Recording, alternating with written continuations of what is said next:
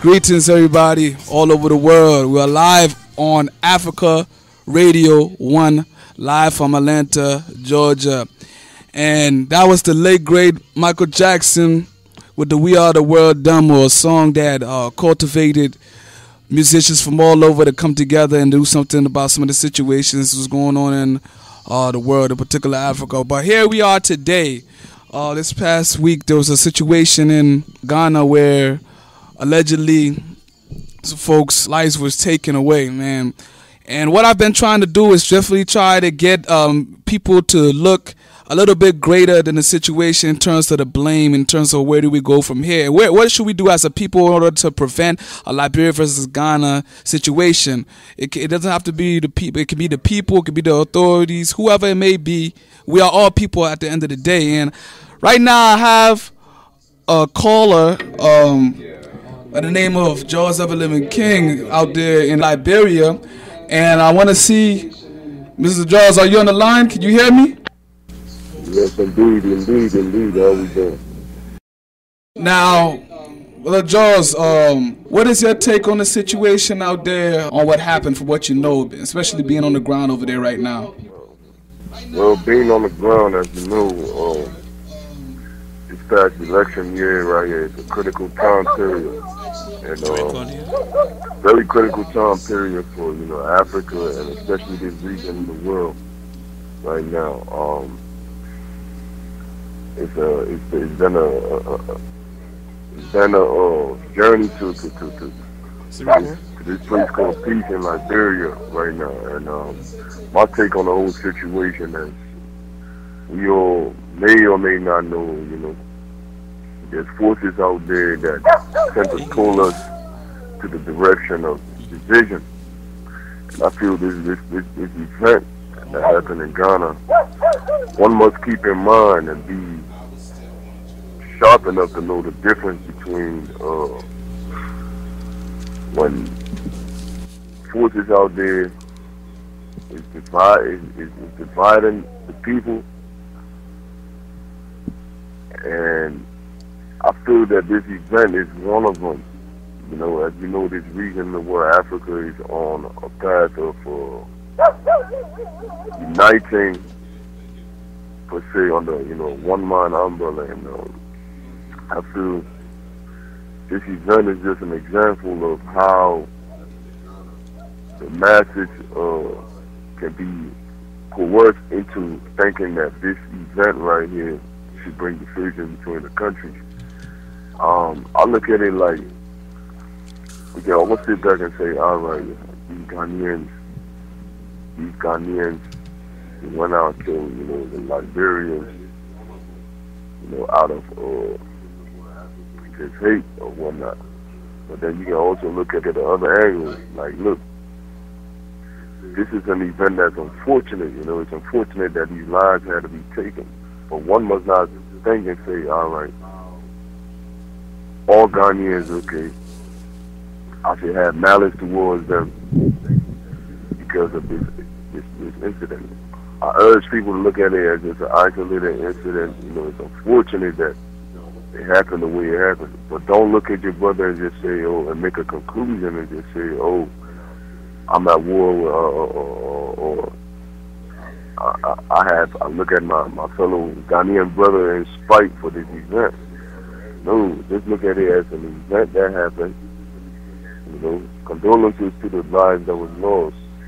But let's look at the greater picture here. I don't know the atmosphere over there, but at least on the ground we had several marches out here, at least from the college scene, a few colleges over here, on some organized students who they are doing their best to at least bring shed some light on this event. Last week we had some students protesting in the streets, and they were seeking intervention from the UN. The UNMIL, another part of the UN, United Nations mission in Liberia, they wanted intervention. They wanted the UNMIL to intervene in this matter and find out what was going on. But I see it as just a way to investigate this problem and find out the root cause for this event to happen, that incited this event, because I'm not too clear on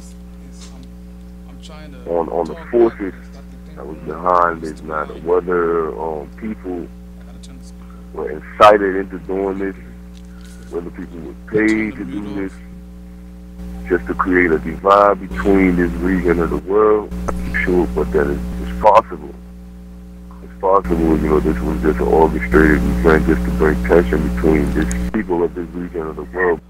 All right. Yes, now you said there was some marches and some things going on there on the ground, because a lot of people are concerned of what the Liberian government is going to do about this situation. And it's interesting that you try to take it a step further in order for people to not generalize the situation. You're saying that there may be some other hands involved in a more so a divide and conquer type of circumstance that leaves the people in a state of disruption and fighting amongst themselves. And I don't know how much time we have left on, because I know we call them from overseas, but we're getting ready to get into the next track here, and it's called Jesus in Africa. And what do you think about the power of music? Well, music is a very powerful instrument, when it comes to influencing the masses. And we who are in position, myself, being a part of the 420 Coalition musical force, we make it our business, make sure certain points are stressed in the music that keeps people conscious and aware that our forces out there, man, that you have to be aware of, and I would definitely say what is a divisive method of conquer, or what is just an isolated incident. As you can see, often we have a situation in Sierra Leone, not Sierra Leone, but Ivory Coast too. Like I said, this region of the world is critical time period, and I feel there are forces out there that are trying to divide it. But however, the greater picture, our job as musicians is to put the spotlight on these topics and share an intelligent perspective on the people, to keep the people aware and like, look, these things happen, to be aware, be sharp enough to know the difference, what is true and genuine. So that's pretty much our job. We have to be vocal and put these issues on the front line, and that's pretty much what we do as the 420 organization, 420 International.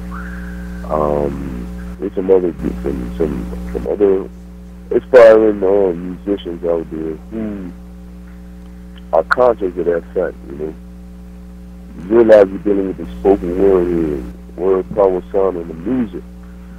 So we use it as an instrument, man, just to spread an uplifting message to the lives of the people. And it serves as a weapon that can be used to neutralize, weapons of the opposition who want to use the spoken word to destroy instead of build. And we as a nation, we are able to neutralize that. Definitely shout out to the 420 International crew, 420 International. So basically you are encouraging the people to, especially musicians, to go out there and use the power of the spoken word, and not to always rely on these weapons, destructive weapons of mankind that have been used to, to divide the people. So my thing is, people don't get alarmed, embrace it. You have 1 minute remaining. My brother, we only have 1 more minute, so. Good evening, world, and good afternoon, and good morning to you. Hello? Thank you so much, man. I know it's very, very late or early up there No, for no your time. problem. It's around 3 a.m. in the morning over there, so that's why I say good evening and good morning to all those who may hear me around the world. Peace and blessings. We'd like to just take these things further. Definitely shout out to the 420 International crew, 420 International. All right, it looks like the brother Jauz of a living he's cut off now from the phone line, but basically you just got a little for those who I don't know how clear the service was. It is overseas call, but he was just bringing attention to some of the things that are going on over there on the ground, at least in Liberia per se.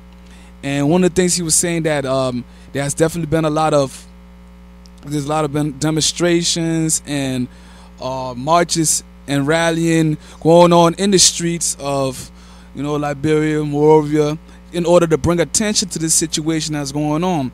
But one of the things that he definitely did emphasize on was for the people themselves not to fall victim to some of the divide and conquer tools that have been used over and over to create disruption amongst the people, and to look further in terms of who do you blame. Now, this next piece here that we're getting ready to get into is called Jesus is in Africa. Jesus in Africa. All right, here we go. Let's listen to it.